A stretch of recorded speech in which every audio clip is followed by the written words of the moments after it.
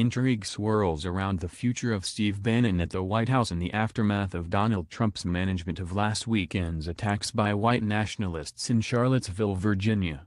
While reports suggest that Bannon's job as chief strategist is in the balance amid external calls for his dismissal and internal rivals pushing for his ouster, he has remained, largely because of the power he wields as a symbol of the alt-right movement inside the Trump administration.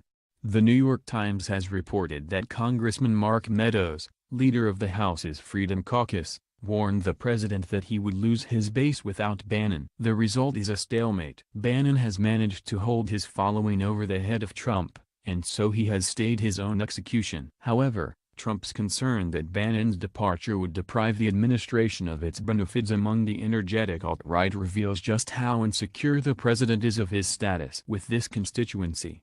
In fact, polls suggest a hardcore of unwavering support for Trump that will not suddenly abandon him with the loss of a strategist, whom Trump once uncharitably called a guy who works for me. If Bannon is sacked, Trump will still have the alt-right credentials the two built together to mobilize and transform the Republican base. There's another reason why firing Bannon wouldn't be a huge loss. His work is largely done. Before the 2016 election, many white Americans felt marginalized, relegated in the country they once defined. Many, particularly those in post-industrial regions, had lost once stable jobs and their income has declined. Far worse for many, they felt like they had lost their sense of political clout and social status in American society. During 3 years of polling and fieldwork in white working-class communities leading up to Trump's election, I found this marginality anchored by three key sentiments: that many white Americans feel outnumbered, excluded and discriminated against. In data from the nonpartisan, nationally representative American National Election Study, ANS, survey in 2016, white working-class people are more likely to deny the advantages that white people continue to possess, and express a sense that they are subject to unique disadvantages that reinforce their externality. A near majority of white working-class people, white people without university degrees, believed that being white made no difference to their fate in today's society. Rather, white working-class people were more likely than others to believe their whiteness hurt them. The sample of people were asked, how many disadvantages do white people have that minorities do not have in today's society? Compared with the rest of those surveyed, white working-class people were far less likely to say none. However, white working-class people reveal a greater sensitivity to discrimination in all forms, as it hinders their own pursuits, but also as it hinders other constituencies. Still, they perceived discrimination against black people, Hispanics and women far less than non-white people, and perceived discrimination against white people and Christians more than all others.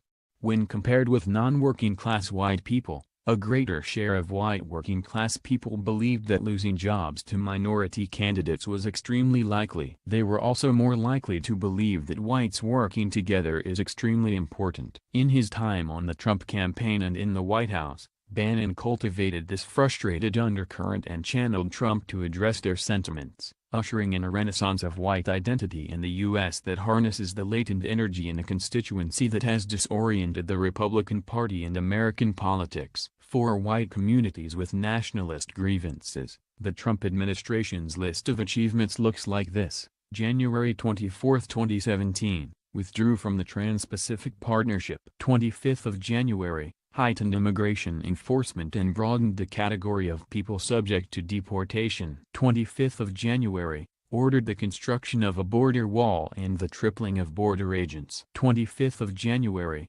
ordered the removal of funding from so-called sanctuary cities. 26th of January, ordered a weekly list of crimes allegedly committed by undocumented immigrants in sanctuary cities. 27th of January, suspended the U.S. refugee admissions program. 27th of January, ordered a ban of people from 7 Muslim-majority countries. 6th of March, ordered a ban of people from 6 Muslim-majority countries. 18th of May, triggered the renegotiation of the North American Free Trade Agreement, NAFTA. 19th of July, convened a commission on voter fraud that will demand voter data from states, at the risk of disenfranchising minority voters. 1st of August, ordered an investigation of intentional race-based discrimination in college and university admissions. 2nd of August, supported bill to cut all documented immigration into the U.S. in half. 15th of August, declined to specifically condemn neo-Nazis and white nationalists after terrorist attack in Charlottesville, Virginia. 17th of August, criticized the removal of beautiful Confederate monuments in the American South. Each of these actions have been undertaken without the support of Congress and,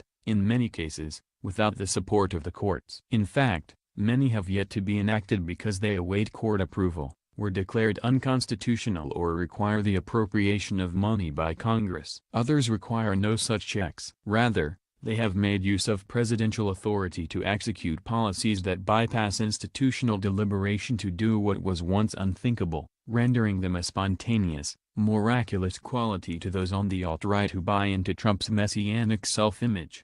Even if they are not implemented, they also have a symbolic quality that shows white people with cultural anxieties that the administration empathizes and stands with them.